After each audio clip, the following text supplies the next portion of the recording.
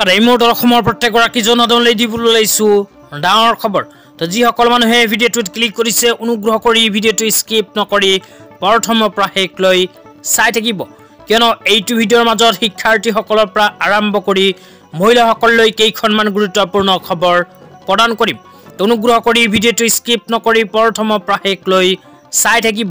লগতে মোৰ চেনেলত নতুন হ'লে প্লিজ চেনেলটো ছাবস্ক্ৰাইব কৰি মোৰ লগত থাকিব। তো বলক ভিডিঅ'টো আৰম্ভ কৰি এতিয়া আমি আজি প্ৰথমটো গুৰুত্বপূৰ্ণ খবৰৰ বিষয়ে বিস্তাৰিত জানি লওঁ। তো আজি প্ৰথমটো গুৰুত্বপূৰ্ণ খবৰ হ'ল মহিলাসকলৰ বাবে। তো মহিলাসকলৰ বেংক একাউণ্টত অসম চৰকাৰে ইতিমধ্যে সোমাই দিলে কেইখনমান আঁচনিৰ টকা। তো আপোনালোকে মোবাইল স্ক্ৰীনত চাব পাৰিছে এনেকুৱা এখন আপডেট ইতিমধ্যে আমাৰ হাতত আহি পৰিছে। তো ইয়াতে লিখা আছে Assam dedicated 10th of every month to poverty alleviation scheme Orunodoi. তো তাৰপিছত আৰু কি লিখা আছে পঢ়ি শুনাই দিছোঁ, তাৰপিছত আপোনালোকক বিতংভাৱে বুজাই দিম। অনুগ্ৰহ কৰি ভিডিঅ'টো স্কিপ নকৰি চাই থাকিব। তাৰপিছত লিখা আছে the government of Assam under chief minister doctor Himanta Biswa Sarma has declared the 10th of every month as pension and Orunodoi day. This scheme aims to provide financial aid to over 43 lakhs individual across the state. তো অসম চৰকাৰে আজি প্ৰায় 43 লাখ দুখীয়াৰ bank একাউণ্টত সোমাই দিলে এই কেইখন আঁচনিত টকা। তো কোন কেইখন আঁচনিত টকা অসমৰ 43 লাখ দুখীয়াই লাভ কৰিলে এতিয়া আপোনালোকক জনাই আছোঁ।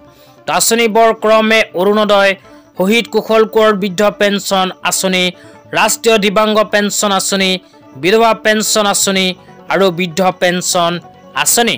এইকেইখন আঁচনিত যিসকল দুখীয়াৰ নাম অন্তৰ্ভুক্ত হৈ আছে সেইসকল দুখীয়াই নিজৰ বেংক একাউণ্টত ইতিমধ্যে লাভ কৰিছে চৰকাৰী ধন। তো আপোনালোকৰ নাম এইবোৰ আঁচনিৰ মাজৰ পৰা কোনখন আঁচনিত অন্তৰ্ভুক্ত হৈ আছে ভিডিঅ'টো চাই আছে যদি এইটো ভিডিঅ'ৰ কমেণ্ট বক্সত কমেণ্ট কৰি জনাই দিব। লগতে ভিডিঅ'টো ভাল লাগিলে শ্বেয়াৰ কৰি আপোনালোকৰ বন্ধুবৰ্গকো চোৱাৰ কাৰণে সুযোগ প্ৰদান কৰিব।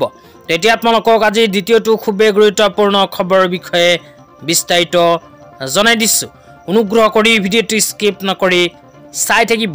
তো আপোনালোকক মোবাইল স্ক্ৰীনত চাব পাৰিছে অসমৰ মুখ্যমন্ত্ৰী ডাঙৰীয়াই কেইদিনমান আগত এনেকুৱা এখন আপডেট প্ৰদান কৰিছে। তো ইয়াতে কি লিখা আছে প্ৰথমে পঢ়ি শুনাই দিছোঁ। ইয়াতে লিখা আছে এই ডিচেম্বৰত আমি ৰাজ্যৰ শিক্ষাৰ্থী সমাজৰ লগতে সামগ্ৰিকভাৱে জনসাধাৰণক বিতৰণ কৰিব লগা কেইবাটাও আঁচনিৰ লাভালাভৰ সৈতে ৰাজ্যজুৰি সুখৰ বন্যা বোৱাবলৈ সাজু হৈছোঁ। ইয়াৰ অংশস্বৰূপে আমাৰ চৰকাৰে বান আক্ৰান্তলৈ সাহায্য, মাইক্ৰ' ফাইনেন্স উদগনিৰ সকাহ আঁচনি, স্কুটাৰ আৰু চাইকেল বিতৰণ আদিৰ পৰা আৰম্ভ কৰি বহু কেইখন আঁচনিৰ সুবিধা লাভ কৰিব চলিত ডিচেম্বৰ মাহৰ ভিতৰতে। তো তাৰপিছত এনেকুৱা আৰু এখন আপডেট প্ৰদান কৰিছে। ইয়াতে লিখা আছে বহু আঁচনিৰ প্ৰাপ্তিৰে সমৃদ্ধ ডিচেম্বৰ, 11 লাখ প্লাছ হিতাধিকাৰীয়ে লাভ কৰিব। তো 11 লাখ প্লাছ হিতাধিকাৰীসকলক প্ৰদান কৰিব অসম চৰকাৰে কেইখনমান আঁচনিৰ সুবিধা। তো কি আঁচনিৰ সুবিধা প্ৰদান কৰিব এতিয়া আপোনালোকক জনাই আছোঁ। প্ৰথমে শিক্ষাৰ্থীসকলৰ বিষয়ে জনাই দিছোঁ।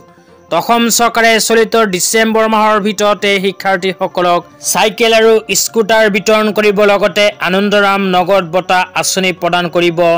ইয়াৰ উপৰি মহিলাসকলক অসম মাইক্ৰ' ফাইনেন্স উদগনি আৰু সকাহ আঁচনিৰ আৰ্থিক সাহায্য প্ৰদান কৰিব। লগতে কোৱা হৈছে বান সাহায্যও বিতৰণ কৰিব অসম চৰকাৰে। বানপানীৰ সময়ত ক্ষয় ক্ষতি হোৱা দুখীয়াসকলে চলিত ডিচেম্বৰ মাহতে লাভ কৰিব ক্ষতিপূৰণ।